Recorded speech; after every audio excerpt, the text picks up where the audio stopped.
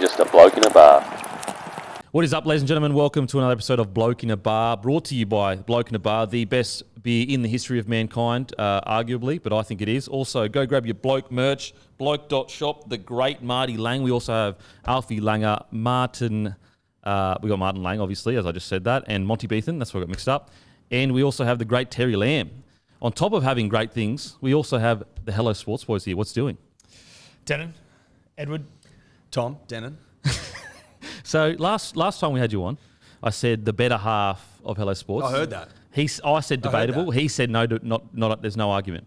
Thoughts? I was disappointed in you, first of all, because you let him straight into it. Like, it's basically the only answer he was able to give. Like, he's not going to turn around and go, oh, no, I don't rate myself. So that was disappointing. So it's more me. I thought you could have been a bit more measured. This dickhead's always going to rate himself. Okay. So I should have known that. Mate, that's why he takes the hosting role. Like, okay. He rates that himself is not the reason I take the fucking It hosting is, role. I think so. I The reason think I take so. the hosting role is because only one of us is capable. See what I mean? See what I mean? We did an episode where we got Eddie to host the whole thing. And it was a listened to it. smash hit. I listened to it. Shit It was a show. smash hit. It was good in the sense that it was unique, Yeah. There you go. different flavour. It was a fixer-upper. Sometimes you want a different flavour, Look, sometimes you do want a different flavour. and that's what it was. And it was a smash hit. Yeah.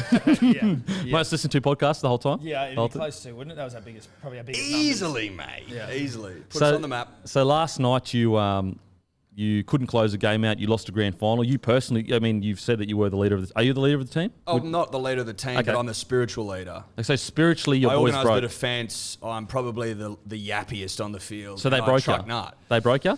They did, mate. It was a wet track. It was trying wet weather football. We went up 3-1, and I just thought, you know what? We look pretty good here. Did we put the Q in the rack? You could argue we did.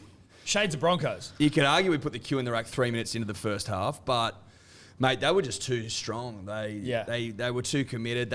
They put shots on, but that's all. It's all in the spirit. Shots Good. as in like hits. Like, This is it was Oztag, quickly. right? It was pretty niggly. Ah, yeah. okay. It like slowly escalates. You can feel the It tension building. escalates. It got tense. We were up 4-3 with 5 to play. A teammate who will not be named, Scotty Rumble, threw an intercept. Are we talking? Is it Kamali Origin or is it Orford that threw it? Well, Matty no, Bowen? this is unique. It Okay. stands alone. Okay, wow. Like Kamali threw an intercept in Origin, yeah, but this was Div 3, Eastern Suburbs Oztag. Okay, that okay. We're talking about. So not Hodgson Lockyer. We're not talking that kind of level. This was biblical, and we went 4-4, and there was just a feeling around the team that shit, we could be in trouble here. Oh, and the we momentum were. shifter, and they Shift. can't look at each other in the eye kind of No. feel. And like, it started to get a little bit like, there was some language between teammates, but You started turning on each other. well, I'm not going to say that. I'm not going to say that, but we weren't like best buds. Okay. Was the final try the intercept? No, it wasn't. That was to go 4-4, but then they just took all the momentum, ran away with the game. It kind of sounds like you're blaming him though, even though it wasn't the final try, and you could have rallied back and won the game. We could have. Yep. We weren't good enough. Okay. Simple as that. Okay, that's good. So as a spiritual leader, if you do find yourself in a grand final again, what would you do differently next year? More bum taps, I think. Okay, You know yeah, what I mean? fair. Go away, approach everyone individually, and just go, look, you got to lift, you got to be better. Yep. You got to be more dynamic. Is it a tap or is there a squeeze? Squeeze helps. I'm a squeezer. Squeeze is almost is like a Is bit it more of a mixed or is it all reinforced. blokes? Like, it depends what they need. It right? is all dudes. It's okay, so there's no sexual ramifications. No, No. Okay. All Squeezing's blokes. All fine. blokes. Okay. All blokes. Squeezing's fine. Squeezing's fine. I'm more of a, it depends what they need. If they need a slap and squeeze, Okay. then that's what I'll do. Okay. If they need a little love tap. What about squeeze, reach slightly under? Look, the reach around. Yeah. I mean, it's not. The reach around's in vogue at the moment. So I don't the reach around's never been bigger. Yeah. So maybe that was it. Look, we can argue for days about whether the reach around would have got us over the line, but we lost. Yep, we fair lost enough. in 3, Yeah. and here I am, You're not here to make a excuses. broken man. No, I'm not. Okay. I own up, Yeah, fair enough. and fair I wasn't good enough. No. Okay. Back to the drawing board, Yeah. recoup kind of stuff. Recoup, maybe go down a div, Yep. stomp on some heads, and come back up. A bit of confidence. Yeah, that's Bit of what we confidence need. back. Speaking of confidence, Sam Walker. He may be making his debut at 18 years old. Yes. He is the next throbber for the Roosters. On the weekend, 3 try assists against your reserve grade team. Not the first guys that got beaten by Roosters, your actual reserve grade Sorry, side. please don't start having a crack at that. I'm just saying, like, your actual reserve grade side. I'm saying, so Sam Walker, prodigy, But what's crazy, and I kind of feel like it's a conspiracy. When it comes to Roosters, I'm all about conspiracies, even though most of them aren't true. But I feel like they want everyone looking at Suwali instead of looking at Sam Walker, who is the half, and actually the halves are the immortals, the fucking we all look, they're the big players, The game winners. and so he may be debuting this week. And have you seen any of Sam Walker? Obviously, he's the nephew or son or whatever of One of the Ben Walkers. Walker, and then Chris Walker is his uncle. Have you seen any of his highlights or anything? No, I haven't seen any. Actually, you know what? I feel like you maybe did some. You did a thing of his highlights. I don't know, a couple of years ago or a year ago or something like that. I remember seeing him then.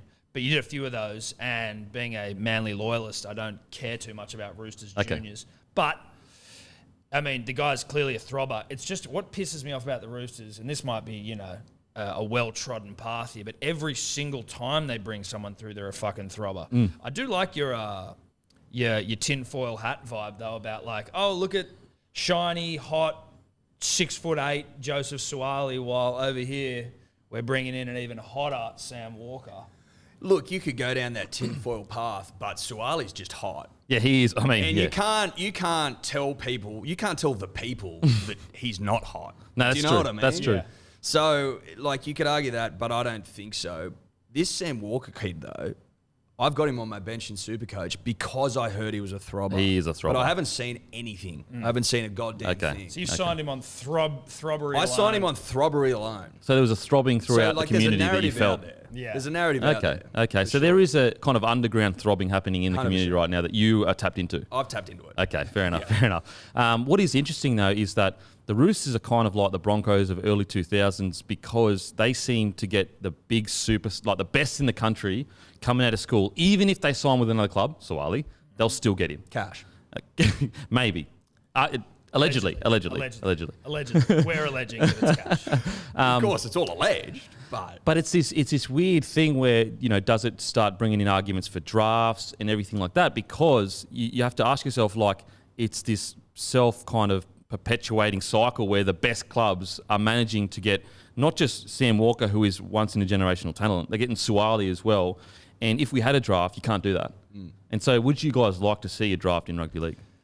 I heard, and this was a while ago, I don't know if this is still, fits the current mould, but I heard that drafts weren't a preferred option because a lot of these boys come from hard upbringings and keeping them in their support networks is the best thing for them at those fragile ages. Like if you're taking a kid out of Western Sydney and taking him all the way up to, North Queensland, for example, it's sometimes not the best thing for them. That was the argument I heard. Whether or not that's a bit old hat, I don't know. Would I like to see a draft personally? Yeah.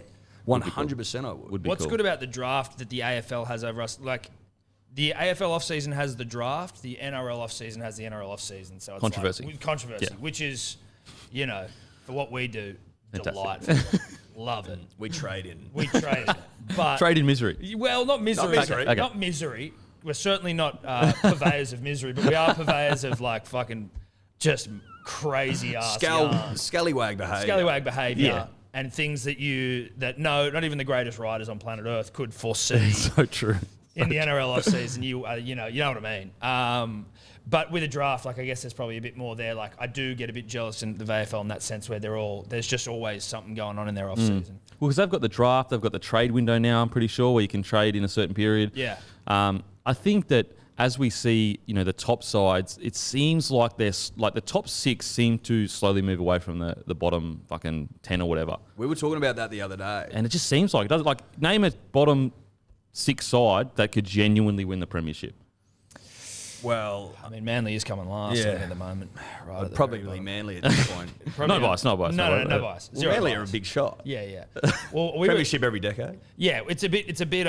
You don't ever want to get to the point where you're like the Premier League, where you kind of Exactly. except for Leicester, like you know exactly who's going to win. To round back to your original point, I was talking about that the other day with people at the pub. I think that the best teams are getting further away because of their ability to identify talent young, bring them into systems that no one else has, keep them, around coaches that are better than everyone else's. And so, like, all that stuff sits outside the salary cap. Exactly. You know what I mean? Like, for the Storm, as an example, when was the last big signing they made? Literally, Michael Crocker about 16 years ago. Do you know what I mean? Like, so you can't sit there and say that the salary cap is going to have much effect on them because they keep their core players and then just bring in people that will do a job around them. That's a good system. Yeah. Which is like, how do you regulate that? Well, like you look at the Suwali situation, like the Roosters managed to steal off the Rabbitohs. Yeah. That you know, good on the kid. He's gone to a club he wants. Not having a crack at the kid, but that shouldn't be able to happen. You know what I mean? Like they've identified him. They've put, you know, that he signed the contract. I'm pretty sure. But the power of the Roosters outside the calorie, this you know, intangible power has worked. Now that's worked on the biggest superstar in the game. Think of all of the non-superstars it works on, and it just like it just snowballs. And as you said, look at the Storm continues to, and now taking nothing away from the Storm's systems. Broncos used to do it all the time. Like we used to get the best of the best. You know, look at the guys we've lost now, but you look at Fafita's, you look at all those guys that have come through. Like every club would have wanted them. Now they're obviously the Titans, but I think something does need to be put in place, whether it's a draft or whatever, to balance out. For example, no offense, but you know, Manly's depth, it's not the best. No. And systems coming through, they have very not that great systems, you know? Yes. Or I mean, do you know what I mean? How could they compete against the Roosters? Well, it's tough, but we did also give birth to the Dravojevic brothers. Yeah, we birthed them. You know what I mean? The Peninsula birthed them. Yeah. But that's the problem, though. You get these one or two throbbers. And then we aren't able to. Usually, I thought a lot of clubs would like hang their hat on a couple of throbbers and try and use them to attract other people. You know what I mean? Whereas I don't feel like Manly's been able to do that as much as I would have expected the Trebojevics. Whereas I feel like someone like Melbourne, although they don't get your stars, like people want to go to Melbourne because of they've got weapons in their duffel bag. The Roosters, the same thing. But obviously, you know, you talk about the intangible and the ethereal, and like, I mean, we kind of, when you talk about that with the Roosters, people. Russell Crowe was interviewed by Andrew Webster of Sydney Morning Herald fame, and he was basically like going as far as to say, he was like, we offered Suwali the same amount of money and as the Roosters did, but he went to the Roosters and just sort of left it open. It was like, why do you reckon that was? And it just happens right in front of your fucking face, and there's nothing you can do about it. But a draft could fix that. A draft, well, that's exactly. It, right? A draft would fix it. Yeah, so it's. But then if we lost Tom Trebojevic because of a draft, I'm talking about a draft like as of now. Yeah, right. So obviously you don't do it. But I'm saying you don't do it in the past. No, but I'm saying if you did it, if you knew that you had a Peninsula born and bred, you know. Well, they could introduce some kind of like compensation for like if you can prove that they have come through the system, junior exemption, something along those lines. But I do think something needs to happen because it does seem like that top 4, top 6, the gap between that and the bottom sides with the new rule change as well. It just seems to be widening. Maybe it's alarmist kind of chat, but it does seem to be widening. No, it's not alarmist. I don't think so. Yeah, I look at the West Tigers with all due respect, and I go, I don't see you winning another comp. Yeah, I don't see it happening. No, ever. like it'll be done. Yeah. Who's winning a comp first, Para, Eels or Tigers? Tigers, because the Eels are actually Well, I mean, the Eels will never win one. The Eels can't win one before the sun explodes. So by definition, you would say West, but I'm not putting them out of the realms. They could also be in the race against the they're in the race sun. for the dying sun. It's about 5 billion years, hey? It's about 5 billion years. Give or take. Look, we've talked to scientists. We've crunched the numbers. The data we're getting back then, and it's around 5 billion. But obviously that's an estimate. Yeah, it's an estimate. A guesstimate. Is it an estimate or a guesstimate? It's an educated guess. No, it's an estimate. Okay. I'll take that then. But yeah, so look, the guess Tigers implies we've done no research. Yeah. And you've done that research. Okay. Yeah. So draft, if you could do it tomorrow, yes or no? Yes. Yeah, I think so. I think it needs to happen. I think tomorrow, not like when Tommy was coming through. No, not retroactively. So if you could lose Schuster tomorrow, no? Fuck no. Okay. But we've already got him. Yeah, so that's why we're probably going to lose him tomorrow. anyway, if I'm being Dude, honest. stop. You keep putting this out there in the universe. Josh is staying at Manly. When he wasn't named, we'll get to Manly, but like, fuck me. I was just like, please just put him in. Keep him happy. We're going to lose Dearden as well, probably, and he's fucking throbber. He's actually played 17 NRL games. He's good. When I read that the starting lineup was unchanged, I thought... That's an interesting decision. Yeah. Cade Cuss scores a hat-trick on the weekend. At least Cade's in, though. He's in the bench. And one of the things that we've always said is that every rugby league team worth its salt needs a Cade in the side. There's just something about having a Cade that's good for the team. Think about that. Cades are the spiritual leaders in any side. Yeah. Absolutely. I should be like, I'm like a Cade, You should be even though my called name's Cade. not Cade. Okay, Cade another life, pretty much. I'll have a son. If I have a son, his name will be Cade. Simpson. Yeah. Okay, all right. And he'll inspire. On to the first game, Eels versus Storm. Now, I'm assuming you're thinking this is going to be a blowout. I personally, you look at the sides, I think, the Eels had such a terrible first half. I think they're going to bounce back. It's at home. They tend to do okay at Bankwest. They did initially. I think it's actually going to be a cracking game.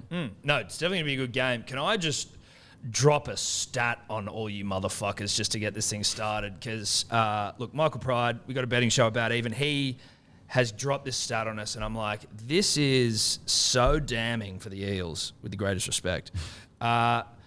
He's basically crunched the numbers, and this is not an attack on Mitchell Moses, but Mitchell's winning record against top 4 teams across his career, he's 9 wins from 36 games. So I'm not saying you bet on the Storm, but... And then against top 8 teams, he's 23 from 76.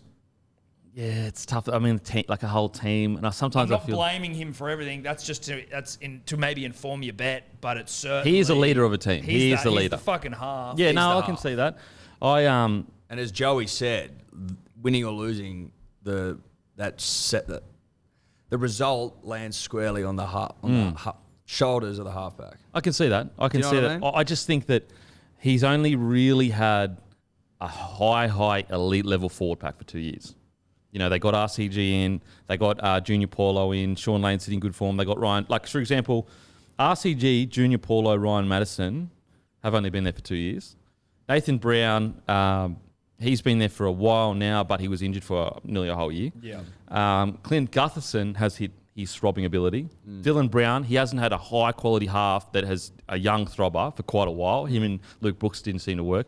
So I think that if you compared the squads of the ones that he's lost in to the ones now, like they've taken it to the Storm. 2017, I think, one bad call and they lose that prelim final or semi-final, would have gone into the prelim. So I don't think it's as dire as the stats may suggest. 2017, a long time ago, though. Like, I just think the Storm are so hot right now. Yeah, they are. I love hot. what I saw. I don't think it's a blowout. I think Storm win 1-12. Yeah, I'll play that. I think they win.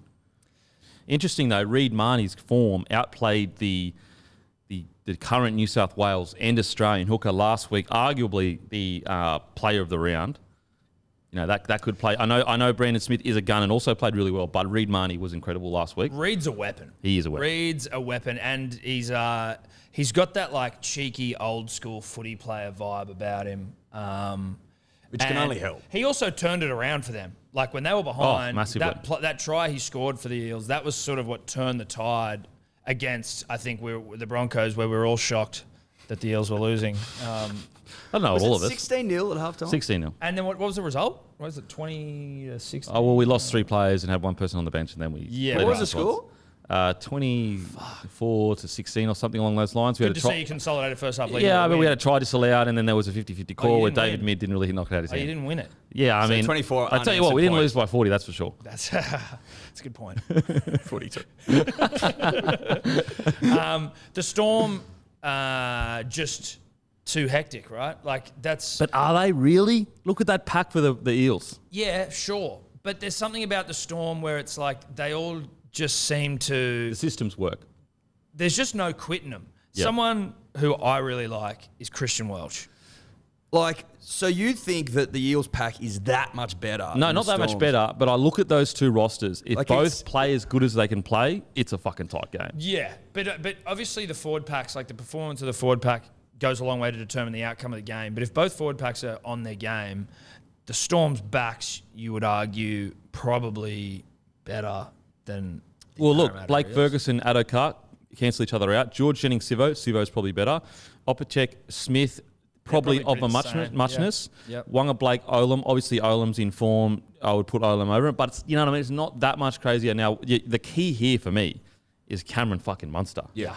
Any team with that absolute throbber in it is going to do dangerous things, as you witnessed when we towed you up in Origin. Mate, he's head and shoulders above anyone else. Yeah, in my opinion. It's crazy. It's every time he gets the ball, it's a problem. He's such a handful. A fucking joke. He's such a handful. Yeah. And he scored the first try from last week, didn't he? And it was just like, oh, yeah, of course. On the inside, little Pappy, dummy Cooper Cronk, Slater-esque, straight the through. hole just opened up. I'd like to throw a shout out to Tyson Smoothie for having a good last name as well. Incredible. That's an incredible last name. And what about the signs you'll be able to make out of that one? 100%. Nearly as good as we don't need a big Willie because we've got a little tongue. Because we got a little, 100%. That's the greatest sign of all time, correct? I mean, I can't think of a. I mean, there's a. Guess what? Manly hates you too.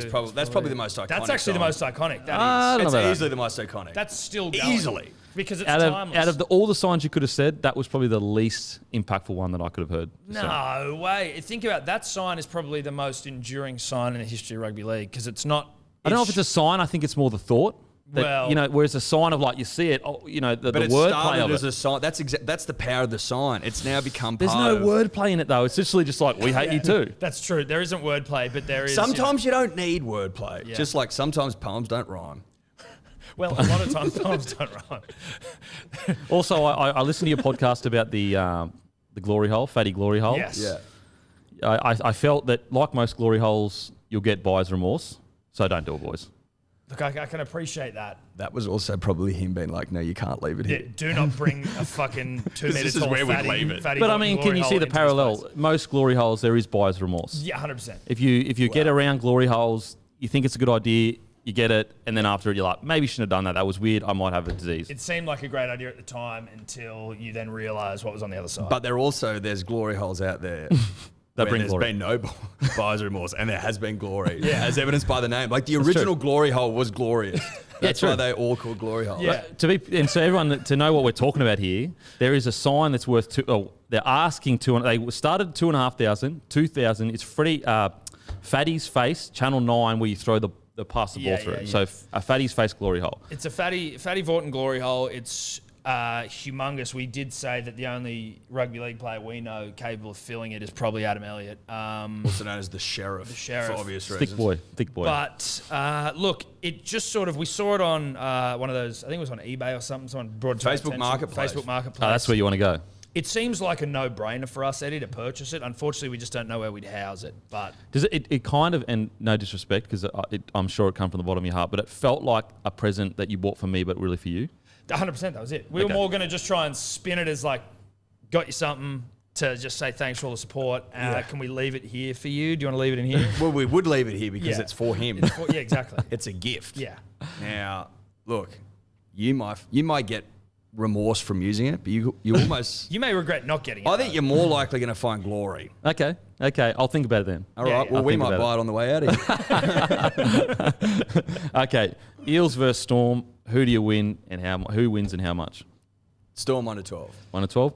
Storm 13 plus. Wow. I know, dude. I'm a horrible tipper, but I just don't like the Eels, and the Storm were so good. Yeah, I'm going to ask Storm. Storm by 1-12. Storm 1-12. I think it's a good safe bet. Good safe bet. Opinions usually ring true. Yeah. I do get hate for being educated, to be honest.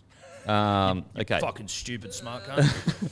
Warriors v the Knights, which usually, you wouldn't be frothing at the bit, but after both of their performances, Warriors especially, I'm really fucking excited for this. Yeah, dude. Usually the Friday 6 p.m. game is the one where you kind of go, I'll miss it. If I can't get to it, I won't. But the Warriors shocked me to death against the Titans. But you made a good point when we were speaking last week. I was just ready to write off the Warriors as like, they make up numbers every year to a degree. The signing of Addin Fonua-Blake from the Manly Seagulls cannot be overstated. He is so goddamn good. Mm-hmm. He's terrifying, skillful, consistent, and terrifying. And he is obsessed with post-contact meters. He lives for post-contact meters. He's obsessed with PCMs. Yeah. Absolutely obsessed with them. And he looks good in that Warriors jersey. It suits him. Like he looks at home a little bit, and I'm like, holy shit! I thought you looked good in maroon and white. That's what I was thinking. Yeah. And I just see him, with the badge on his heart, and I'm like, you look pretty good, bro. Like it suits him. I don't know who wins this game. Yeah, neither do I. I mean, to be honest, I'm picking the Warriors. But it's a tough one because, the second half from the Knights was really good. But the Warriors look like a clinical side. And I just feel like, Addin Fonua-Blake, he brings, because there's so many players in that forward pack that would probably look up to Addin Fonua-Blake as well, he's leading by example. He's hitting your piece. He's doing all the little things right. And so that lifts the standard of the rest of the forward pack. Whereas if he comes out, throws 3 sick offloads and then fucking knocks it on the next one, other forwards start going, oh, yeah, sweet, I'll start doing that. Whereas he's leading that pack. Yeah. First game in a new club, marquee signing, huge pressure, comes out and dominates a forward pack that's everyone's been hyping, kind of similar to the Broncos being hyped the year before. Yeah. Let's not forget that the Warriors were dining out on Tamworth tank water for a month as well in the preseason, which can only boost your chances. Yeah. And it usually takes a while to. It's like vitamin B. You got to take it for a while. That's right. And then it kicks in. It kicks in, That's and right. it's also like when you go to Bali, you have a sip of that Balinese water, you'll be shitting your pants almost immediately. But if you hang out there for long enough, your body gets accustomed to it. That's true. Yeah, and you become better for it. You become better for it. The Tamworth tank water, for anyone that doesn't understand, is just basically open plan tanks from Tamworth. There's like dead possums and leaves and shit. Things fall in. Things fall in. They Rats, can't get out. Possums. But it's better for the immune system, and certainly you can see that the Warriors have felt the benefits. And they were staying at Tamworth last year, and they went on that run, and that's what the run has been accredited to, is due to the fact that they were drinking real water, not just fake through the tap that isn't real water. Fluoride shit. Yeah. Filtered crap. It's good stuff. Yeah. Yeah. It's honest Proper water. stuff. You're right as well, Kempy, what you're saying in terms of the performance against the Titans. It was a clinical one. It wasn't like just two dick swinging teams going for it. Like they looked really good in everything they did. And maybe the Titans are a little bit of, glitter. The glitz of the Gold Coast. Yeah, we've got some new signings. Bit of filler in the lip kind of exactly, stuff. Okay. You know what I mean? And They've got good players, though. Yeah, but like it's just all a bit of fucking. I know what you mean. It could just be glitter. Cum and glitter. It might be cum and glitter. Glitter stuck with cum. Correct. Okay. Interpret how you will. Okay. Not necessarily, but it can be. It could be. It could be. It can be as in you've experienced that, or it can be it's a possibility. It can be both. Okay. Yeah, it can be both. No comment outside. Make of that what you will. I mean, Mardi Gras was last week. Yeah, that's right. true. There's the lingering. And they struggled. So maybe they were at Mardi Gras last week. That's why they struggled. Pissing on, having a good time, cum and glitter everywhere, and no real substance to the football. Look, I didn't see much substance last week, which is, maybe that clouds how well the Warriors played. Similarly with the Knights, when they come up against the Dogs, I'm like, is that a good read into your fortunes this year? It's a tough one. I don't know. Like, how much do you actually get out of their wins last week? The Knights forwards seem just like a bunch of really tough cunts. Well, we were speaking about last week, and I just said, like... They are tough. Yeah, that's a Clemmer, great... Saifidi, Frizzell, Barnett, Watson. And you've got... Connor, hot. Hot to trot. Hot. Very hot. Have you seen his that's rig? a good pack. Hot, tough, great body. I mean... And you add Jaden Brayley to the mix that wasn't there last year. Was he injured last year? He was injured. He did his ACL. That's and they injured about 4 different fucking hookers. They got him. He's who they signed to be their long-term hooker. And that delivery to Mitchell Pearce, who had one of his better games under pressure, had gone through some stuff himself. I think Jaden Brayley helps that forward pack so much because he gets them up on the advantage line. Good delivery. You saw Daniel Saifidi score 2 tries. A lot of those players are off Jaden Brayley. You saw Clemmer get over the 200-metre mark. Connor Watson comes on, bees that third half. Mitchell Barnett grows a new leg, scores a try, running a short line. I mean, and Tyson Frizzell, he was one of the best, round one signings this year. Great signing. Great signing. It's a beast. It's a forward pack battle, in my opinion. I'm coming around to the Knights. Okay. Just down the road, like Central Coast, not far from Newcastle. Tuivasa-Sheck versus Tex Hoy, though, that's a big... That's a big discrepancy, no offence to Tex. And then you look at Tex is young, finding his feet. And then you look at their whole back line. That's a relatively young back line for the Knights, whereas you go across the Warriors, you've got Fusatua, you've got Hick, who's been around for a while now. Yeah. Manly, used to be at Manly, played really well. We let him go. Yep, sweet. Ken Mamalo, Cody Nikarima. Only real young guy there is Harris Tavita, and he's throbbing right now. And Bailey Sirenen's a good player. He's a gun. Just to jump back into the forwards where it's like, someone where you go, he was probably not the most high-profile signing, but then scored a try on the weekend, looked good. Yep. I mean, and you look at their bench, like Jazz Tavanga is good. You've got Murdoch Masila, who come from Super League, who played really good for Tonga. Leeson Armour came on and killed it. Yeah. Whereas you kind of look at the Knights interchange, and it's solid, but there's no... You've got Jacob Saifidi, who's going really well, but there's no, huge names coming off that bench. No one's putting lead in the pencil. So I'm going Warriors, and I'm going Warriors 13 plus. Wow. Really? Yep. Shit. I'm just going to go Warriors for the win. I'm Knights win. Knights win. Knights win. Okay. Yeah. How much? 1 to 12? Yeah, 1 to 12. Okay, 1 to 12. All right. Now on to the next 13 one. plus. Now the clash of the round.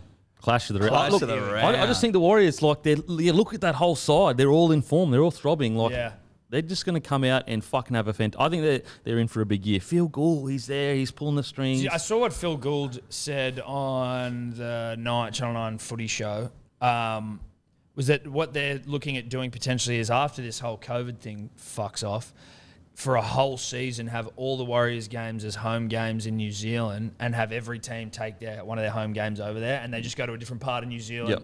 I was like, that is a great fucking I heard that. idea. I thought that was a terrific idea. That's an awesome idea. They definitely owed it. Like, That's what I fuck mean, me right? dead. They owed it, mate. Absolutely. It'll and end also, up being 2 seasons or at least a season and a half. 100%. I think it's a great idea. And I think also it's good if we do want to expand and get that second New Zealand side in fucking 2050 or some shit. Yeah. It's good to start laying the platform. Yeah. Late now. Lay it now. Lay it now.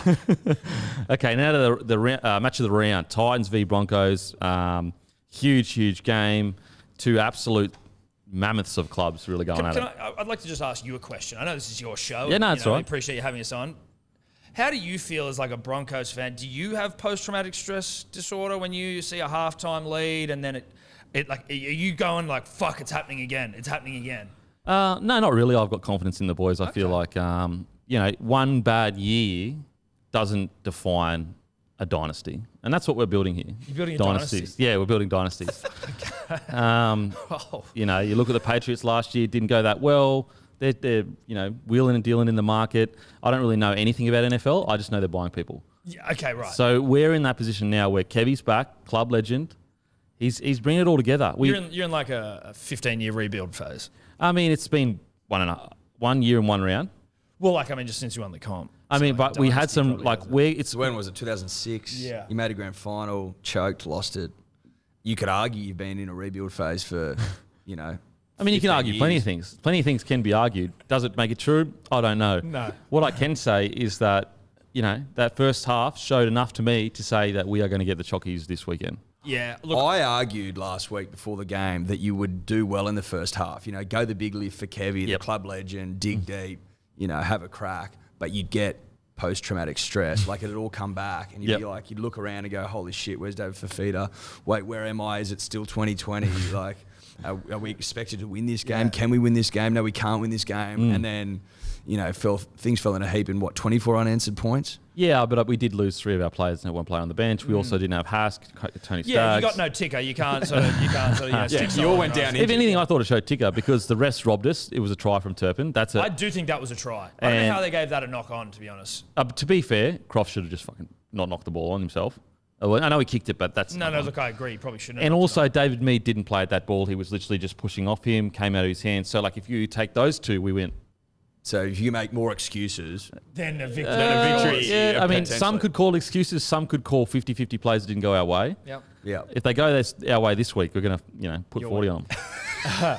I do think you did look good, but again, like, you've looked good in games. Milford first half. We're talking vintage Milford first half. I wouldn't say vintage Milford. We're talking which vintage? Because he also went because this is what's going to happen. His own half, Blokes like you are going to say not vintage, and then in 6 games you go, I think we're in vintage Milford because you got to build to it. Yeah, and I'm seeing the signs. You're seeing it. The first half was like, oh yeah, this is cool. I don't know though if I was more excited about Parramatta losing or like acknowledging that Brisbane were actually playing well. But you certainly did look good. You then quickly looked bad. But Xavier Coates is a throbber. He lost him in the first half. We lost Matt Lodge, our front row. We lost him, and then we lost John Asiata, who was our biggest signing. Huge signing. Yeah, he's our biggest signing. Yeah. That's all relative, No, of course. It's relative to who else you signed. And that's huge signing, dude. So, I'm with you. Jake Turpin looked fucking really good. He really did. Dude, I like Jake Turpin. He clogged up the middle really good for us. He was, we leaked a lot of points through the middle last year, unfortunately. And he helped, make just firm it up. Like, just firm it up and lead by example. Yeah. Tavita Pangai Jr. had a bunch of offloads. He looked, a bit better, especially in the first half. Jordan Rickey's defence, if he can just fix that, it's going to be good. Patrick Carrigan played really well. So, honestly, I think it's going to be a cracking match, and I'm going to say Broncos get the W. By 40? Is 1 to 12. 1 to 12. Quite He's a band in the 40. Yeah. He's a band in the 40. You're the second person this week to say that Anthony Milford's in vintage form. Yeah. He was really good at especially the first half. He was looking And good. there was 2 kicks that he shouldn't have done that he did, but it's hard because like Croft should have taken the game and kicked the ball out to take the momentum away from Eels.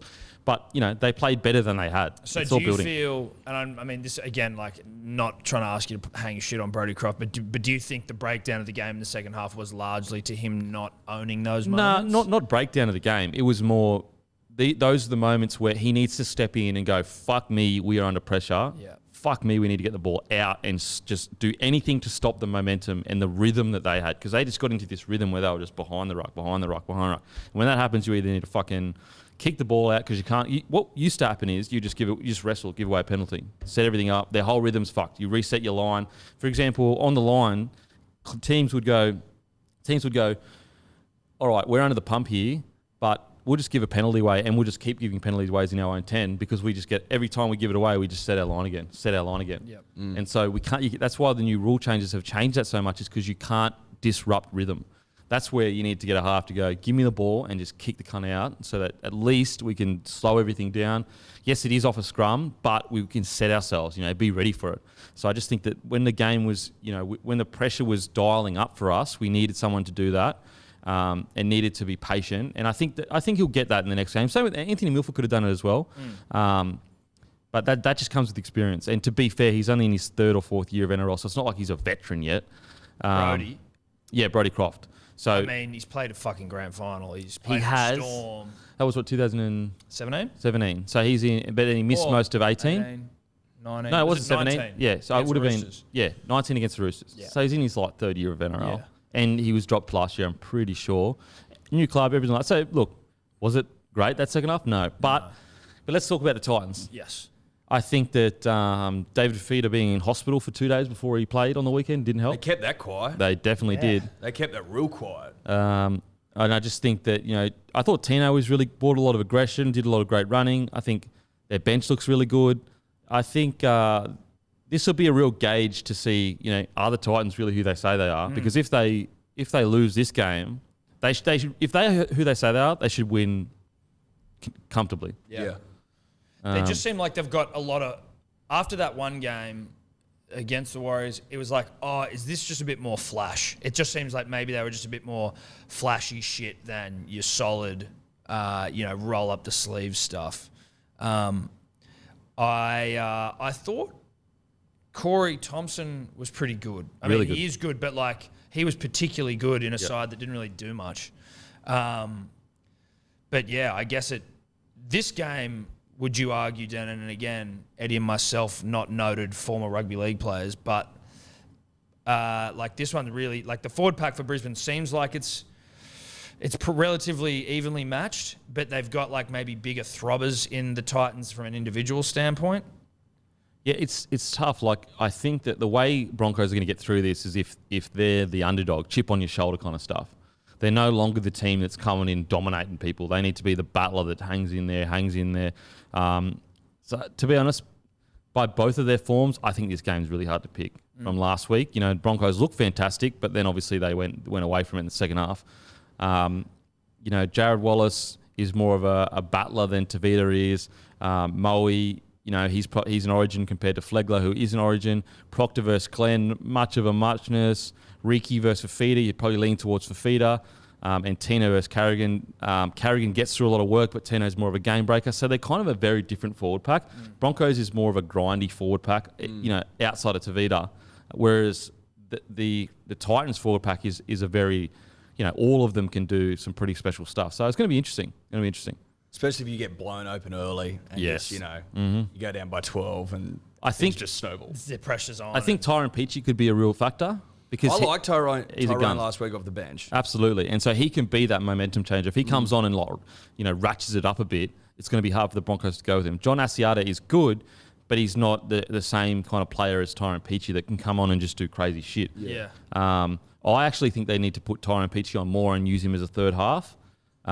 Just connect him, Ash Taylor, Fogarty and Brimson. But it's going to be interesting. But who you going? Titans. 12. Titans 1-12. Titans 1-12.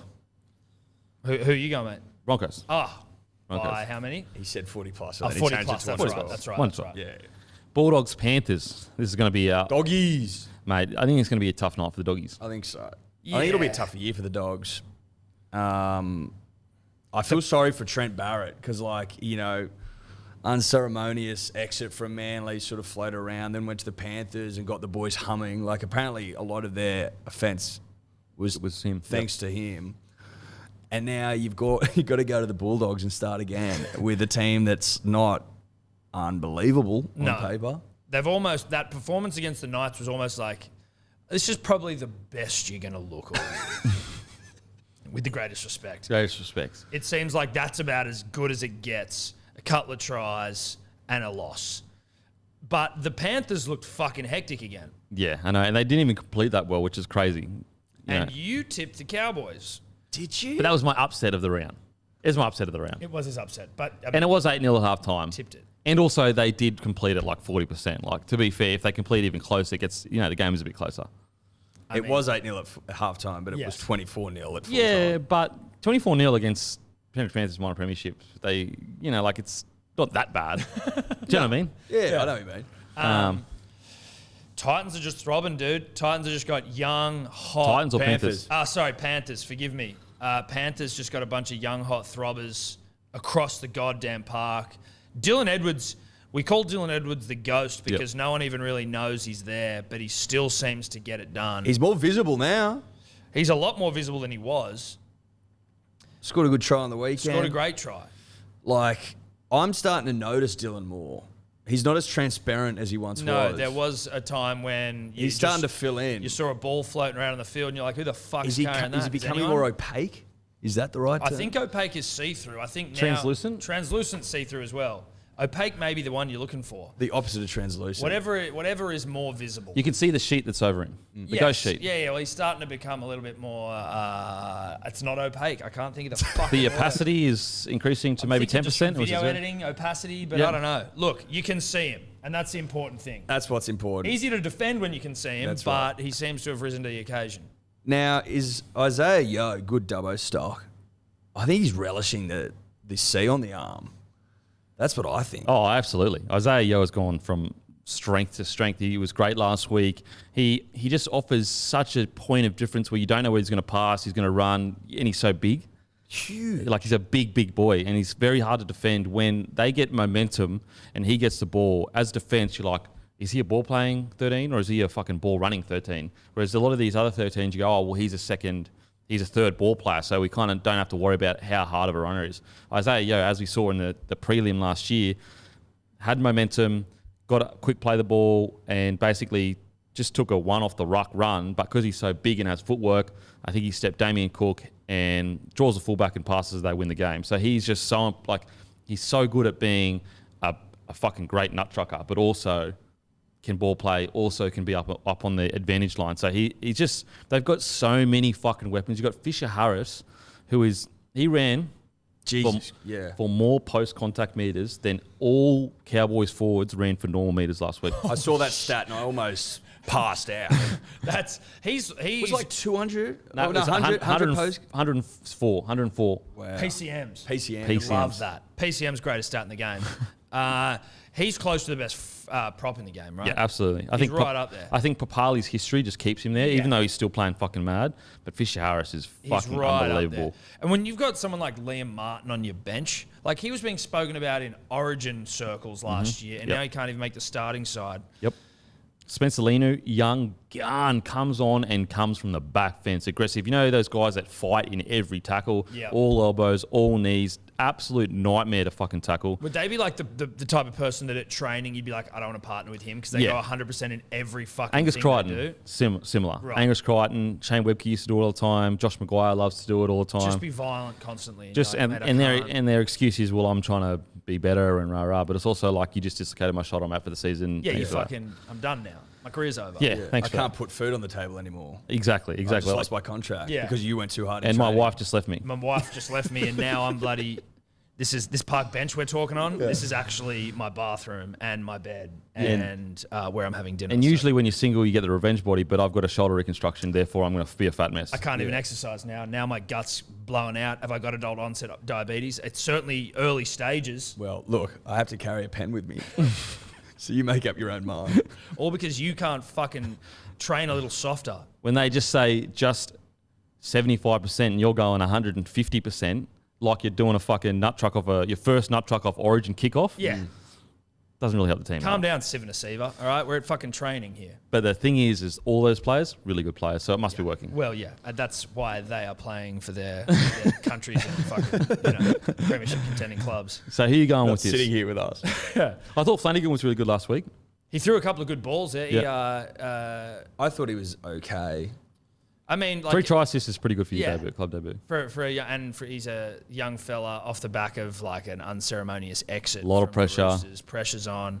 He's got a forward pack just pretty much exclusively nut truckers.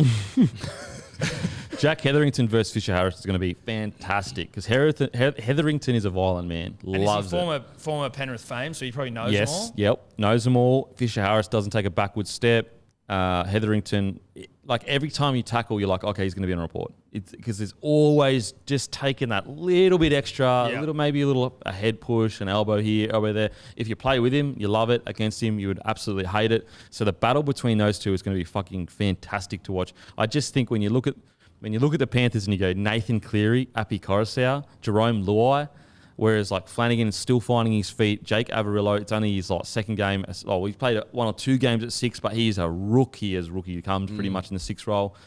It's going to be a very tough ask for the Doggies to do something here. I'm just looking at Penrith, and this is just what's Momirovski in the centres.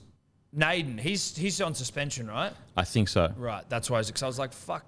But Momirovski's a fucking good He's player. still a good player, though, right? Yeah. Wasn't it a bit of grand final toot? Look, I think he was living his best life. The night before the grand final, though. That was the issue. Yeah, well, you know what? Look, but everyone comes and knows their own way. Yeah. Was he off the bench? And he actually played fantastic. He nearly he turned. You know what I mean? Like, I got a bit of time. I'll come in on the 60th minute. Get some time to get this out of the system. He was one of Penrith's best. He was incredible. So I don't know. I mean, obviously it's not performance enhancing what he did. No. Maybe he did clear the mind though. Clearly, yeah, look, he fucking went fantastic. As I said, everyone prepares their own way. But maybe they should have all. Yeah, exactly. You know what? Before. They might have won. I like the Panthers 13+. Yeah, Panthers 13+. Brian To'o, fast becoming one of the fucking best ball running wingers in the comp. Yeah. He's unbelievable. He's a vibe, To'o. Yeah, he is 13+. A fucking vibe. Stephen Crichton, anytime try scorer. Crichton, fucking hell, he's a big man now. He's getting bigger and bigger. Yeah, he is. Can people get can they get taller and taller? Taller and taller and bigger and thicker and thicker? Yeah, they can they cap out? It's if you get a tumor on the pituitary gland at the front of your head. I believe that's where the growth hormone comes. You look at your Andre the Giants and people like that, and so Crichton could just be fucking 7. He could be. So there's 2 paths. He could be nearly dead, or one of the best players we've seen. Well, eventually it'll claim him, but he will be able to, reach phenomenal heights and sizes, literal heights and sizes. But I'd like to think the doctors are aware of it, and they're just going, let's just keep pushing him, get him bigger and thicker and stronger, and then we'll get it out. I mean, most careers about 8 years, so after that.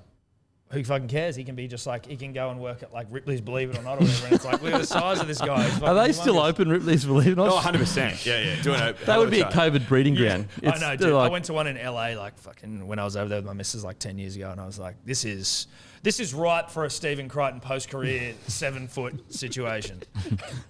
They're so, it's almost sad now going in there because you're like, this is not amazing, and I'm not blown away one bit. I don't believe it. They're waiting for a Crichton to come on. They need. You know what? It'll be like the whole it'll be like GameStop stocks. Crichton goes in, boom, stocks through the roof. Get on Ripley's now because once Crichton retires, well, the Yanks won't know about it. No, we do. But also when you go into Ripley's, and this is no disrespect to Ripley's, but like it's all fake. Like it's not. It's like believe it or not. Like, well, I don't believe it because it's like here's like a small head from a shrunken tribe, but it's like, well, I can see that's not a real head, so I choose to not believe it, and I've just paid like fucking $30. But in fairness to Ripley, he says believe it or not. He does gives you the option. He covers his ass there, doesn't he? It's like the allegedly real. It says allegedly real on the front of it. That's the Australian version, allegedly real. And allegedly, Stephen Crichton has a tumour in his pituitary gland. Benign, but it makes him grow really tall. So, do you think that Infinity just down the road from Ripley on the Gold Coast killed them? You know the Infinity with all the weird mirrors and that? Or is that only local? Infinity. You haven't. Well, if you go there, what, full of mirrors? It's just all full of mirrors. If you might take some social performance enhancing substances. and it's a trippy experience. And you just go in there and what? So it's just like you wear like white mirrors. gloves and all the fucking blue lights there, and it's like really trippy, and you can't like, what am I walking And is it this like way, this way? a boozer, or is it like is it sort of just like one trip you walk through and then you're out? You just go once and then you come out. Very good for like couples to go. Like, Yeah, I've nice got nothing to little, do. We're just like, let's go to the mirror it's place and amazing. get Could you get lost in there? You can get lost in there, especially if you're newly in love, because you're already not sure where you are, lost in love. Lost in their eyes, and then before you know it, Yep. Don't go in there with Cam Murray. Put it that way. no. Cam Murray's actually at the end of it with just his eyes, and Really? people that's an extra 30 minutes on the experience because you're fucking. Where am I going? That's a smart business decision from whoever owns Infinities. Yeah, I think they're getting sued by Cam Murray because they're using his likeness for no money. Ah, shit. So it's not the real Cam Murray. It's a believe it or not situation. Yeah, but they're also using his likeness, so that's illegal. Right. Well, we just need to cut him in. Ooh. So maybe they need Crichton. Maybe they're negotiating between Crichton's got them and Ripley's to go to. Which is what you want. You want your players to have options post-career because, fuck, otherwise, who knows? Unless you got something set up, you need to have Unless you want to be a options. brickies labourer. Which you can do. Which is fine. There's nothing wrong with that. But when you got Ripley's and Infinity chasing you, There's good money at Ripley's. that's a good place to be. Ripley's cash. Anyway. Okay. Panthers to win. 30 plus. Okay. Match of the round. Manly versus Rabbitohs. I mean, Dylan Walker, you said he was the best fullback in the competition last week. Yeah, I did say Manly 13 plus. Versus Dylan. Look, no one played well. I think we can just say that. So you don't have to single out anyone. I didn't single anyone out. I just said that you said he was the best fullback in the game. I was just so I don't have to. No one played well. It was a fucking atrocious shit show. And I like actually Eddie. Kieran played well when he went on that short side raid early in the game. Look, he got things happening. I thought, okay, Kieran's here to play. Kieran takes it to line. Ball to Gajewski. Ball to veteran move, short side, reading the game. And I thought, okay, here we are. This is going to be a good afternoon out at the races. It wasn't. Okay. Look, maybe lacked a little bit of momentum up front for Kieran to get into his work, but that's by the by. Sometimes you need to take a loss and a heavy one. Yep. One that nears 50 points to come out of your preseason slumber and have a good hard look at each other and go, we can be better than this. Yeah. We need to be better. The stat, you can't win a grand final if you lose by 50. Which we didn't. We didn't. But I wonder if anyone's lost by 40 plus in round one has won a premiership. Well, I think they probably would have, based on what I just said. It's a wake-up call. That's my kick in the whole butt. A big kick in the butt. And then the momentum from the kick in the butt takes you to the grand final. We also haven't won a round one in 8 years. So, Really? no. I saw that stat. Take that stat to the bank. Drop that one on your friends. That does soothe the soul after Tell a you loss. what, pre-seasons are pretty cruisy on the peninsula. You know what I mean? During summer, plenty to do. I mean, if you've got enough beautiful energy to people race around. random blokes on a fucking, then obviously isn't that tough. That's what I mean. So it could He's out on take the a piss while. a couple of weeks ago, racing people on the course because there's so much to do. There's so much fun to be had. Everyone's good. I do think, and I think we were saying this last week, obviously we lost Fanua Blake. Josh Aloiai it was a good signing in terms of trying to fill that, but I think seeing what Fanua Blake did for the Warriors, you just can tell. It's actually impossible to cover for that. Well, it hurts like a guy like Martin Tapau too, because they worked off each other. It's like, I'm not going to let you have more PCMs than me. And the PCM battle hits. Once a PCM battle hits, it's fucking... It's like a walk-off in Zoolander, but it's a PCM battle. Yeah, exactly. And, And then it's good night. Yeah. And that's what you want your forwards doing, battling for PCMs. And now Marty's he just seems to have the sort of the control of the PCMs in the forward pack at this point. You know what I mean? Yeah, look, Josh Aloiai's not a like for like with Adam. That's all I'll say. Yeah. Which is tough. We don't have a 9. Like Lachlan Croker, not a noted 9. And Cade, at least they brought Cade in because Cade scored 3 tries for the feeder club. Blacktown, I think. Blacktown. I'd be swapping them around. I would have swapped them around. I'd like to see Cade at 9. I'd like to see what Cade does at 9. I'd also like to get on the blower to the fucking New South Wales Police Commissioner and know what the fuck's going on with Manasi Finehouse case because the man can play rugby league. He loves 9, lives for 9, and we don't know where the fuck the case is. You know what the biggest loss you guys did experience in the last few years is Gappy Coruscant. Look, we know. We know. Because he went to a grand final 17 straight. It's one of the great bed shits of all time, Denon, to let go of Appy and then Manasi allegedly stabbed someone at a Mormon dance party. Now, I'm on Team Manasi. Same. I'm Just Team on Manasi. vibe and vibe alone. Yeah. Well, as we said, he's been mowing lawns for old folks. That just doesn't seem like a guilty man. He has been. That's a true story. He goes out of his way to help people in need. I mean, it's a mix. It could be psychotic behaviour, but it also could be good bloke behaviour. Look, it certainly could be, covering his metaphorical tracks, but I like to think the man just has a commitment to mowing lawns. But to your point, Tom, the police commissioner, he needs to front up. Everyone else fronts up. It's more important things than to settling a case correctly. I mean, we just got to know. We just got to know what's going on. Look, I know that the wheels of justice turn slowly. I know that. But something's clogged. Because this wheel's not turning at all. No. It's been 18 months, probably longer. I mean, if he is innocent, and I'm assuming he is. He said he is. So you got to take him for his word. Guilty. Yeah, exactly. Innocent until proven guilty.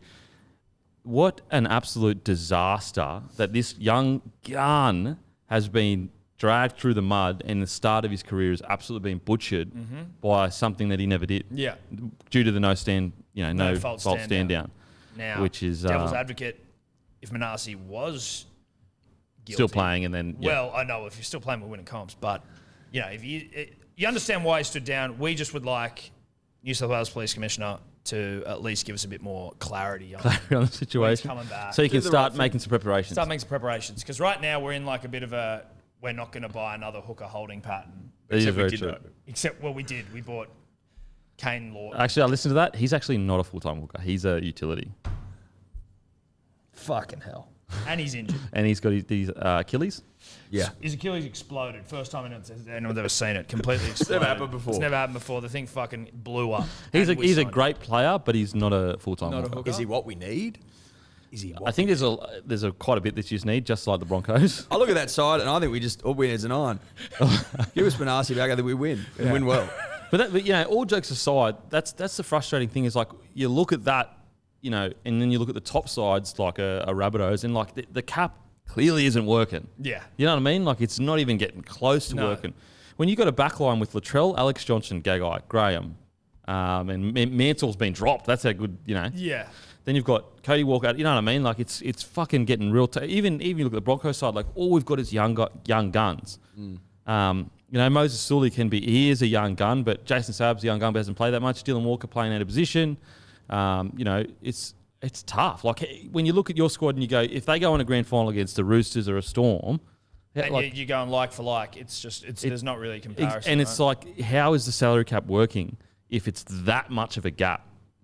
I just don't. Well, it's not. It's not working. It's not working. Then the argument, someone's got to manage their cap more, but it's like, look, everyone's kind of managing their cap the same. Their prices would be around the same. For example, everyone talks about Cherry's big contract, but a lot of other clubs have guys on $1 million. Yeah, it was more that it was 10 years. Yeah, exactly. Right? It was just 10 years, and it was like when it all happened. But now everyone else, like he's the Australian Origin captain. Like, so is it that much of a cap squeeze? Like he's on the same as Tedesco right now. I'm not saying he's good, but you know what I mean? But I guess some people were saying, like, with Manly's situation, you've got Cherry and Turbos ×2, and they're, like, taking up a third of our salary cap or something. That's probably a bullshit number, but they're taking up a large amount of the salary cap. Like, they're taking up $3 million. Yeah, is that worth, like, spending that much if you can't afford to spend on other players?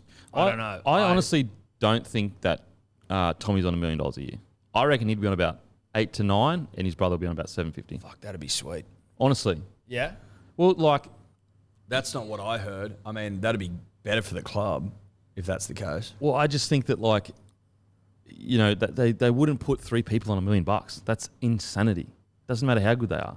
That's, like... No, I agree. But, yeah, Jake's not on $1 million. No. He's on about 750, I'd say. And, like, they love the club. Jake was on, like, 850. Again, I don't know. No one knows. Sure. No one knows it's private. But what I'm saying is like they are loyal to the club. They do love the club. Like, I absolutely think it's worth keeping them. Personally, I'm like, keep those motherfuckers because. But do you really see them leaving for an extra $100,000 a year somewhere else? Probably not. Yeah. Well, if to that point they probably didn't sign the deals that high. That's what I'm saying. They would have been like Manly would have been like, listen, bruh, we've got Cherry Evans on $1 million. We need a little bit of room to grow. It makes no sense. And they love the club. They love the Peninsula.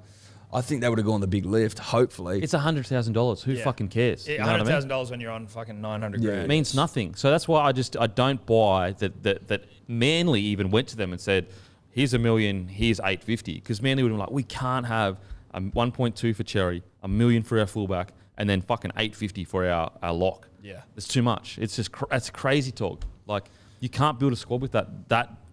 I mean, I think Keary allegedly, reportedly, is on only like $750. You know, I just think that $1 million fucking thing gets thrown around so much. People just go, oh yeah, they're on $1 million.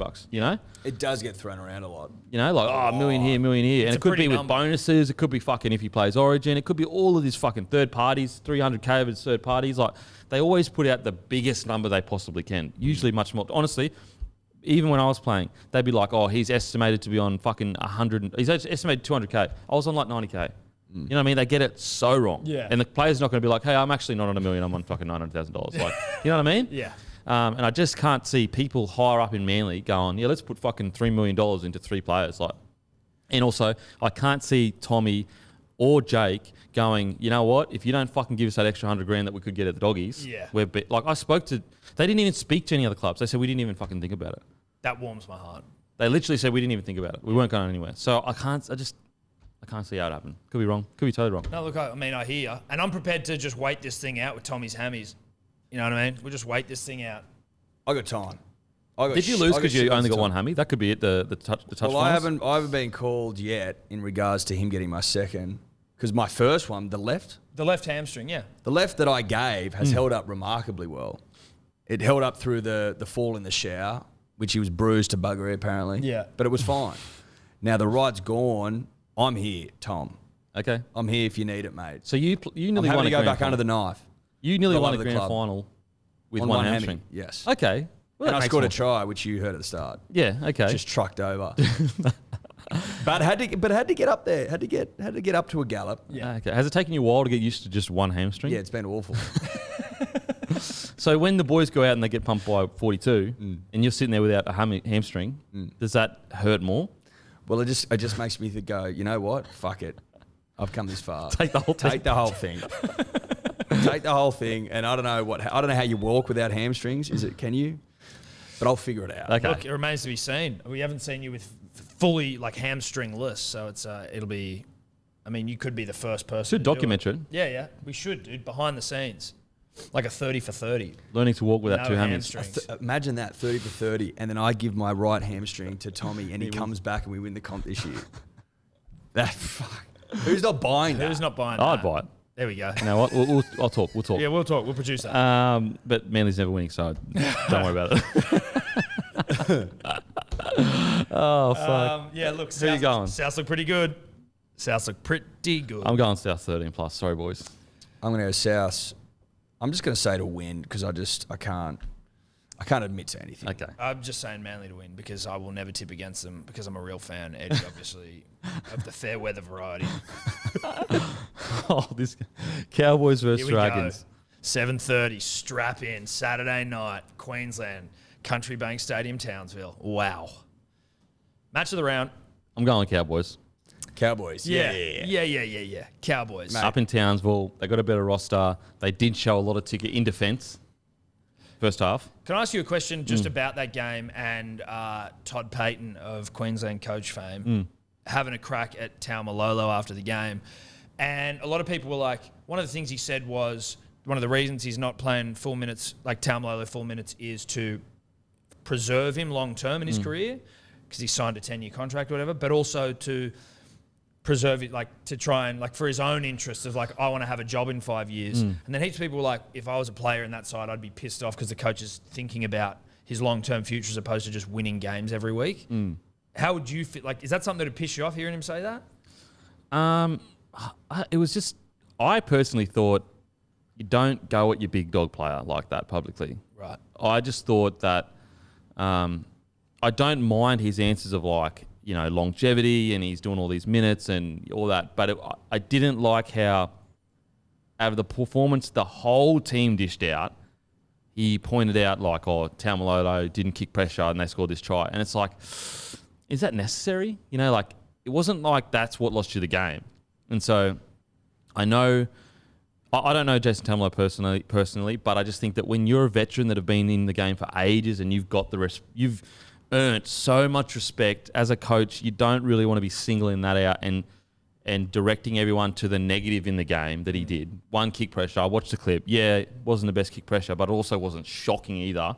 I personally, I just think you can manage a little. Now, he's come out and said, look, I'm a black and white guy. They know it. I'd say it to their faces, but I'm also like, the problem is now we're all talking about it. Yeah. You know what I mean? That's the problem. The problem isn't that you said it. It's that now you've given the media something to drive a wedge, where the wedge didn't exist before. Because the problem, like Tamalolo might be like, yeah, our relationship's sweet. But when you've got all these people saying, oh, bro, what about Peyton saying that about you?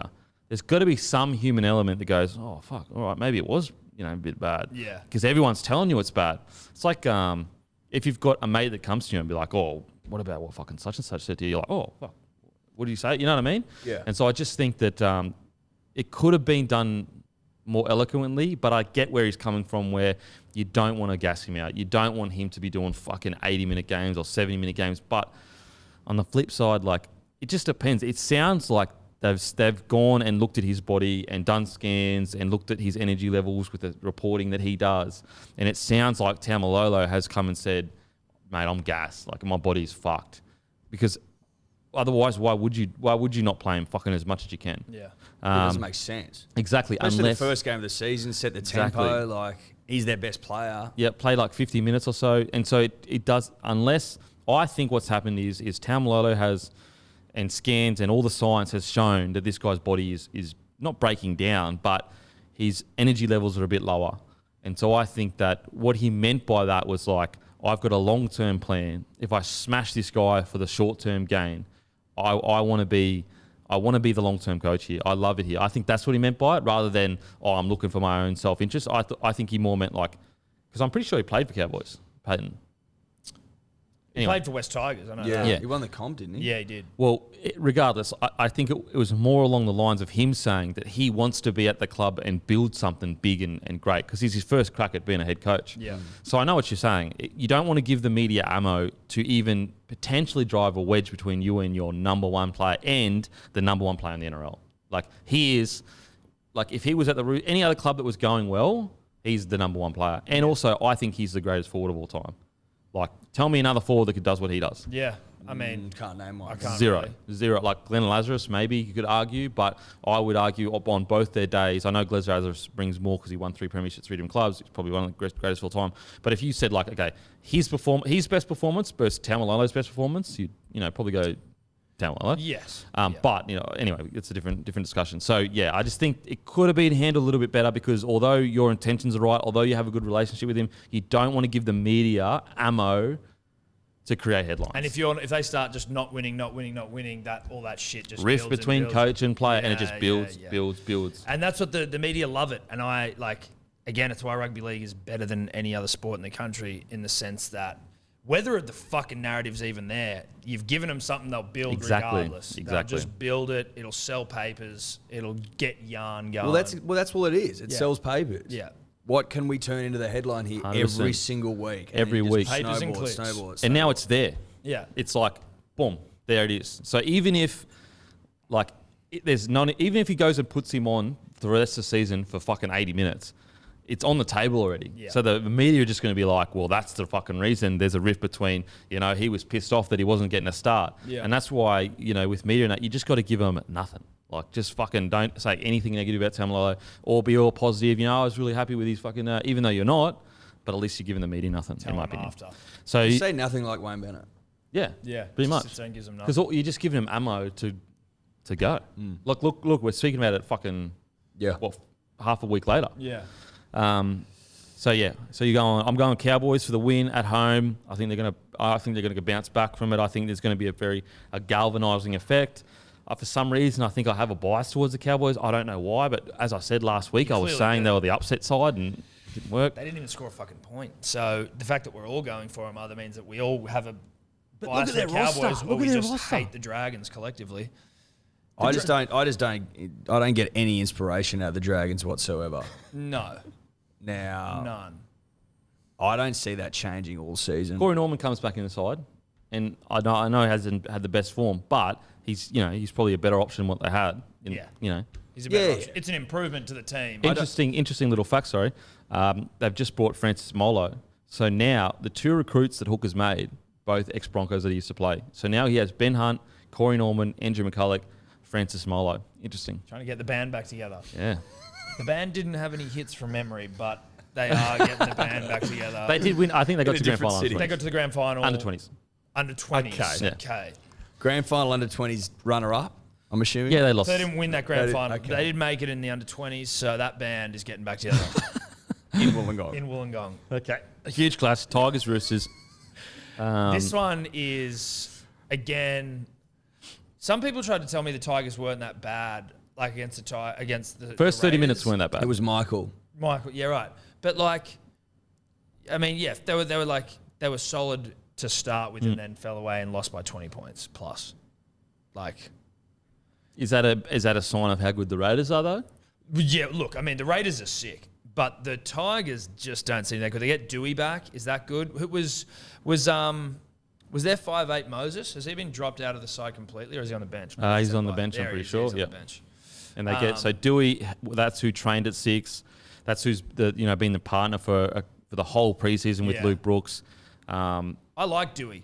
There's something about Dewey. I like the last name too, Dewey. Yeah. You know what I mean? Yeah. Dewey's a great last name. Do it to me. But mate, the Roosters are just a behemoth, mate. Yeah. That's the perfect word, behemoth. They just dominate sides. They just dominate. Aggressive, explosive, angry. They lost Friend, but Lussick is a solid thing. Now, as we spoke about earlier in the piece, the word is, and you can never fucking, Geno's saying this, but so Sam Walker apparently is going to be brought onto the bench for potentially Drew Hutchinson, I think. Sorry, Drew. That's what the reports are. Could be totally false, most likely is. And Freddie Lussick, because he's young, can't play 80. So then Lamb would go into the 9 role. Sam Walker would come on at 6, and they would blood him, for 20 minutes or so. That's the word. I'm not sure if it's 30. True. Yeah. Yeah. And to be honest, and to be totally honest, if there is a game to blood a guy, it's in a game against the Tigers that are struggling, and it's also nice for 20 minutes. Against an absolute beta side like the West Tigers. I actually heard the same rumour. So there you go. It's true then. I didn't realise Hargraves is now a bench player. Really? Yeah, I didn't realise either. Did he start on the bench last week? Yes. That's interesting. That's a tip of the cap to old Lindsay Collins. You know what? Maybe it's because of the rule changes. The speed's picked up. He's a big bopper. Yeah. Whereas Nat Busher and Tokiaho, they're both kind of, and Lindsay Collins, they're younger, fresher. The bodies are better. Whereas Hargreaves is at the end of his career. His body would be banged up. Man. He's an all timer, right? It's funny, mate. and I think maybe when I heard you saying this about him, I don't know where the fuck it was recently, but he has just been consistently one of the best props his entire career. Yep. Off seasons for him were just they weren't really the whole team of the Roosters probably weren't killing it, but he's always been aggressive and humongous and fucking doing the damn thing. Like a premier front rower. Yeah. Stayed elite his whole career. Essentially, there was a year or two where you were is he at the end of his thing? And then he's just kicked on ever since then. Come back, yeah. He's been huge for their grand final wins. Absolutely huge. Drew Hutchinson, he was a gun at the Dragons. Actually, had huge raps on him. Then I think he fucking did his ACL or something like that. So it's going to be interesting. But even if you look at their reserves, Ikavalu, he's a really fucking good winger. Yep. Egan Butcher is the younger brother of Nat Butcher, I'm pretty sure. Sam Walker is obviously a freak. Takupa K. How? I'm not sure. I haven't seen him play yet. Can Sam Walker kick? Yeah. Because the Roosters have he can kick really good. He's a good kicker. A kicking problem. Because Tokiao has to leave the field. Exactly. And so that's another reason why. That's why Tedesco had a crack last week and was indifferent. Is that polite? Look, wasn't great. Shanked a couple. Yeah. So they need a kicker. Surely when you get into the business part of the season, you want a reliable first string kicker who's going to be on the field for 80 minutes. Don't the halves usually, just by sort of virtue of the fact they're the man of the team, usually halves are often the kickers or maybe a winger or some shit? Why is Tedesco your next best option? Well, because if you're not a good kicker as a half, it rattles you. You miss 3 and your confidence is fucked. Right. I remember I had a conversation with Ivan Cleary after I'd missed a conversion. I wasn't enjoying it. It was my first year kicking at the Warriors. And I was like, mate, I don't want to kick anymore, eh? And he was like, what? And I was like, I don't really want it. It's like rattling me and I'm losing confidence. And he was like, nah, you're kicking. And I was like, oh, okay. Sweet. Kept kicking, then I got dropped.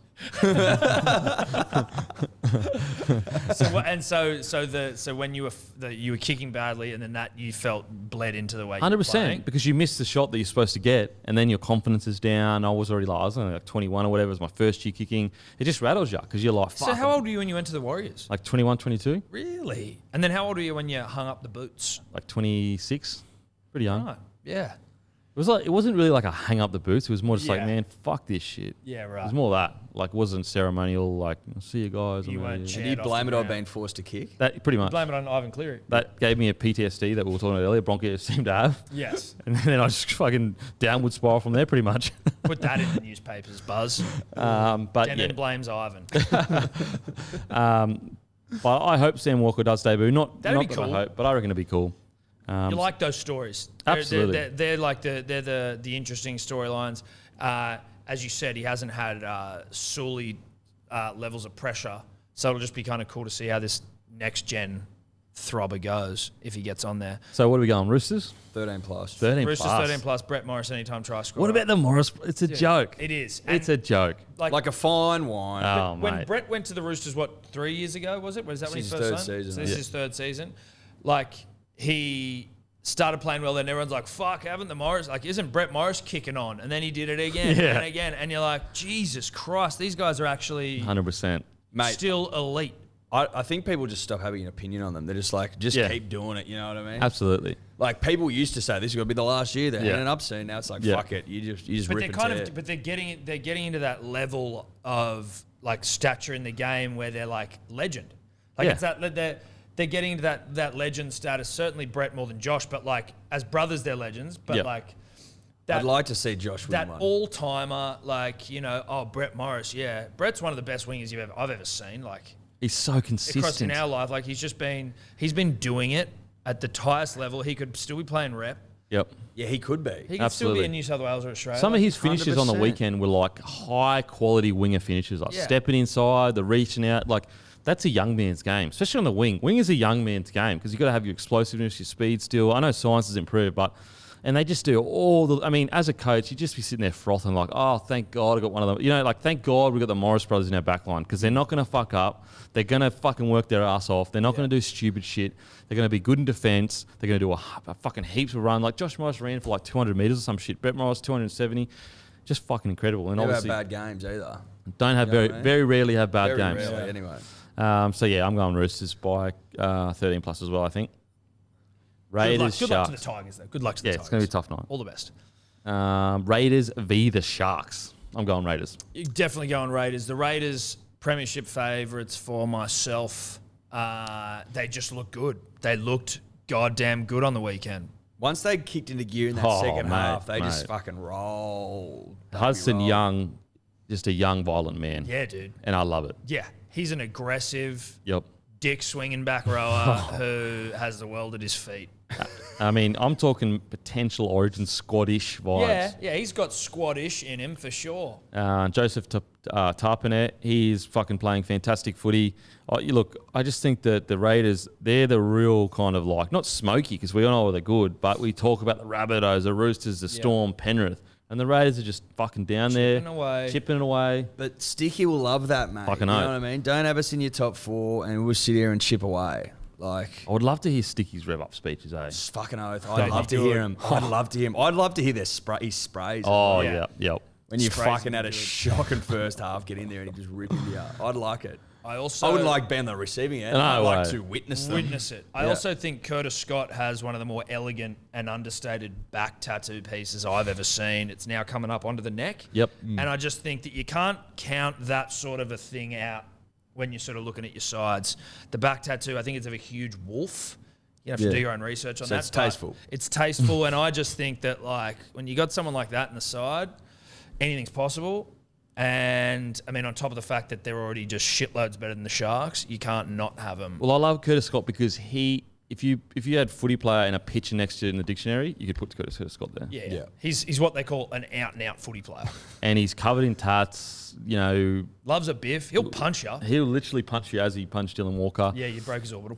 Gun player, still only 23. Good Lord. Won a comp. Won a comp. Makes you feel old, doesn't it? It certainly does. 23, and he feels like he's been around forever. He was still talking about Origin. So I think that's what I mean. Like, that's the thing with the Raiders is they've got these like guys in their side that are fucking guns that if they're out of the clubs have bigger raps on them. Got the Dally M medalist right there, Jack White. Jack White and George Williams. He's obviously back from injury last week, but like he's top 2 hookers in the comp a lot of the like most days. Yeah, absolutely. Like on his day, he's right up there with the best, really. Yeah. Especially now with Cam Smith gone. Remember when Sterlo was like, "Oh, he's the best hooker in the comp," and then he came out the next week and was like, I was probably wrong about that, which I respected because he didn't need to do that. No, but he was like, look, I might have jumped the gun. But we all do it. We all jump the gun. Well, mate, I jump the gun every week. We had Dylan Walker best fullback in the game last week. That's changed. Yeah. Only only for a week. Only for a week. A week's a long time in footy. He gets another chance this week. And another chance to rewrite the record books. Yeah. Assert himself as the best of the game. Yeah. Best to ever do it. Ryan James, though, he had 693 days of no NRL. Good to see Ryan back. Comes back, plays some good footy. Yeah. He's coming off your bench. He was Scored a try? Yeah, coming off the bench, scored a try. That was a good news story. That was a nice, good news story. Ryan James back getting a try. I just love their forward pack, the Raiders, because they're just this fucking... They don't take nothing from no one. But that's also, Ryan James is a great fucking signing, right? Like, you think about where you go, the Raiders, they lose John Bateman, and, they just bringing someone like Ryan James is someone that people probably weren't even thinking about. He's been out injured, as you say. Yep. And he's always been there or thereabouts. Premier forward. You know what I mean? Everyone's always been talking about him. Like, he's always been close. To be able to bring someone of his caliber into the side. Off the bench. Yep. I like the Raiders. Yeah, I think they're going to build this year. I really think they're going to give it a real push. I think, look, the Sharks were good last week. There was about 20 minutes where they switched off and then Dragons came back into the game. But Chad Townsend, he played some fantastic footy last week. Fantastic footy. I just think that the Raiders across the board, they just got a bit too much strike power to go with. Like, if the Sharks can't afford to drop off at all, the Sharks have to play their best game pretty much, whereas the Raiders can afford to, stuff around here and there. So I'm going Raiders 1-12. Raiders 13+. Yeah, Raiders 13+, and I'm going to go with my boy Backtat, Curtis Scott, anytime try scorer. Okay, I like it. Good. Yeah, all right. There we go. We are done and dusted. Go follow the boys, Hello Sports, at Hello Sports on Instagram. Subscribe to their podcast. I listen to it every single week. I absolutely loved it. And then the Punters and the Dribblers on Facebook. Punters and Dribblers page on Facebook. And if you're a punting man, About Even on Facebook and Instagram. Also, they just did an episode with Peter Vlandis, and it's a fucking great episode. Go listen to the Peter Vlandis episode. Different. And he was also, that's essentially the only podcast he did. Yeah, he said he did Kurt Fernley's podcast, and then we were like, we got a plaque put up in his name at Wollongong University because that's where he went to university, and we thought it would be funny. And he got word of it, and so then we started trying to talk him into doing a podcast. He was like, all right, I'll do yours and Kurt's, and we were like, perfect. That's fine. You know what? He did that and Matty John's show, and that's it. Yeah, and that's with great respect to Matty Johns, that's coming out tonight. The promos that they're running, he said pretty much the same shit on our podcast. So go listen to it. Hello Sports Podcast. Hello Sport Podcast. Hello Sport Podcast. Hello Sport Podcast. No S. I apologise for that. As usual, grab a case of Bloke in a Bar. It's how we keep the fucking lights on, to be honest. And we hopefully we can afford our fucking employee a new car park. Because I don't want to be going stereotyping myself anymore. It felt that gross. That lady that came in mid-show, she was terrifying. Yeah, she meant fucking business. And as soon as she opened the door, I was like, holy shit, this woman has come in here with purpose. Well, she had a machete in her hand. I was like, that seems like a little bit of fucking overkill. I mean, it's a car park. Absolutely. Yeah, but she does it well. She heard that there was a leaguey in here. Yeah, that's true. With cats, that's true. Hands, and she thought, I got to bring the fucking machete in. You got to come with a machete. And see, I don't want my life threatened. So buy the beer so we can get our fucking stupid employee that keeps fucking up every week a fucking car park. And a lock on the fucking door. What are we talking about here? You're top of the game. Yeah, and a lock on that. We can't even afford a lock on the door. Fucking machete proof. I'm not coming back. Anyway, grab a case of Bloke in a Bar from your local. As usual, I'll go fuck myself. Thank you.